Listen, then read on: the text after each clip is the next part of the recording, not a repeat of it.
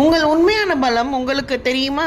பலர் தோல்வியால் அல்ல, தங்களை தவறாக அடையாளம் கண்டதால் தான் சிறிய வாழ்க்கை வாழ்கிறார்கள். இதை உணர்த்த 2 கதைகள். கதை 1. ஒரு விவசாயி தனது நிலத்தில் ஒரு கழுகின் முட்டையை கண்டெடுக்கிறார். அதை எடுத்து வந்து தனது பண்ணையில் இருந்த கோழி முட்டைகளோடு சேர்த்து வைக்கின்றார். காலப்போக்கில் கோழிகளோடு சேர்ந்து அந்த கழுகு குஞ்சும் பொரிக்கிறது. அந்த சிறு உயிர் தான் ஒரு கழுகு என்பதை அறியாமலேயே கோழி குஞ்சுகளோடு வளர தொடங்குகிறது. அது கோழிகளை போலவே தரையை கொத்தி புழுக்களை தின்ன பழகுகிறது. அந்த கழுகு வளர வளர அதன் தோற்றம் மாறுகிறது. அதன் சிறகுகள் பலம் பெறுகின்றன, பார்வை கூர்மையாகிறது. ஆனால் அதன் மனநிலை இன்னும் ஒரு கோழியாகவே இருக்கிறது. மற்ற கோழிகள் பயப்படும் போது இதுவும் பயப்படுகிறது. மற்றவை குப்பைகளோடு கிளறும் போது இதுவும் அதையே செய்கிறது. மேகங்களுக்கு மேலே பறக்க வேண்டிய ஒரு உயிர் ஒரு சிறிய வேலிக்குள்ளேயே சிறைப்பட்டு நிற்கிறது. தன் மனதுக்குள் ஏதோ ஒரு வேகம் இருப்பதை அது உணர்ந்தாலும் தன்னை சுற்றிலும் சூழல் அதை ஒரு சாதாரண பறவையாகவே இருக்க சொல்லி வற்புறுத்துகிறது.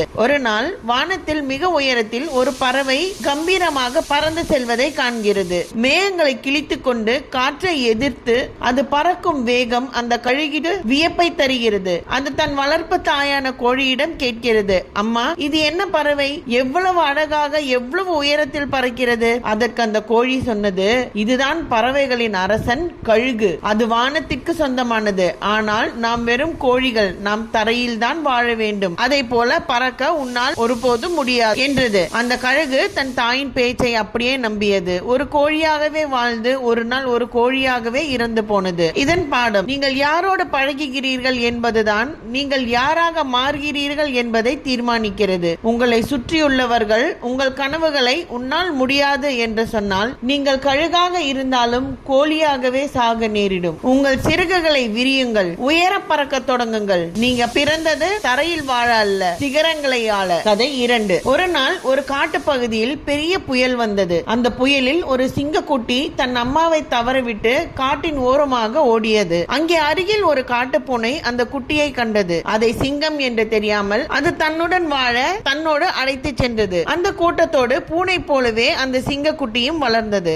அதுவும் பூனைகளை போலவே மியாவ் என்றது. பாலில் மூழ்கி குளித்தது. எலியை பார்த்ததும் பாய்ந்தது. தன் கூர்மையான நகங்களும் பலமான தசைகளும் எதற்காக என்று தெரியாமல் ஒரு சாதாரண பூனையாகவே அது வளர்ந்தது. தன்னை ஒரு பலவீனமான பூனை என்று அது முழுமையாக நம்பியது. மற்ற பூனைகளும் அதை அப்படியே ஏற்றுக்கொண்டன. ஒரு நாள் ஒரு ஓநாய் கூட்டம் அந்த இடத்தை தாக்கியது. எல்லா பூனைகளும் பாய்ந்து அலறின. அந்த சிங்கமும் பாய்ந்து நடுங்கி ஒரு மூலையில் ஒடுங்கியது. காட்டில் இருந்து வந்த ஒரு பெரிய சிங்கம் இந்த காட்சியை பார்த்து அதிர்ச்சி அடைந்தது. சிங்கம் பூனைகளோட இருக்குதே என்று அது அருகே வந்து அந்த சிங்க குட்டியை பார்த்து கேட்டது, நீ ஏன் பூனைகளை மாதிரி வாழ்ற? அந்த குட்டி பயந்து சொன்னது, நான் பூனை தான் என்றது. அந்த பெரிய சிங்கம் அதை ஒரு ஏரிக்கரைக்கு அழைத்து சென்றது. நீரில் பாரு, உனக்கு உண்மை தெரியும் என்று சொன்னது. நீரின் பிரதிபலிப்பில் தெரிந்தது பூனை அல்ல, ஒரு ஆக்ரோஷமான சிங்கம். தன் முக அமைப்பையும் கண்களில் இருந்த நெருப்பையும் அதற்கு ஒரு புதிய வேகத்தை கொடுத்தது. ஓநாய் அதன் அருகில் வந்து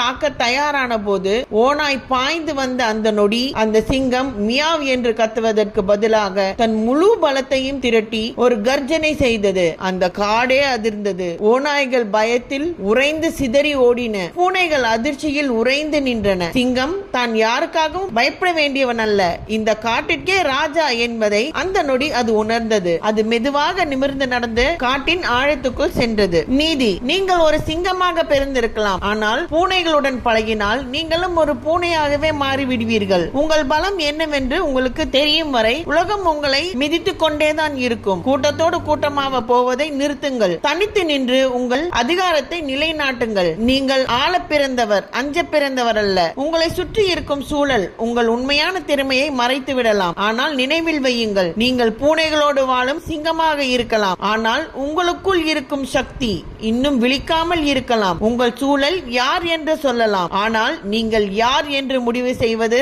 நீங்கள் தான். இதுதான் உண்மையான வாழ்க்கையின் தொடக்கம். இந்த வீடியோ உங்களுக்கு பிடித்திருந்தால் மற்றவருக்கும் இதே மாதிரி தன்னம்பிக்கை வளர உதவுங்கள். இந்த வீடியோவை அவர்களுக்கு ஷேர் செய்யுங்கள். நமது சேனலை சப்ஸ்கிரைப் செய்யுங்கள். மீண்டும் அடுத்த வீடியோவில் சந்திக்கலாம்.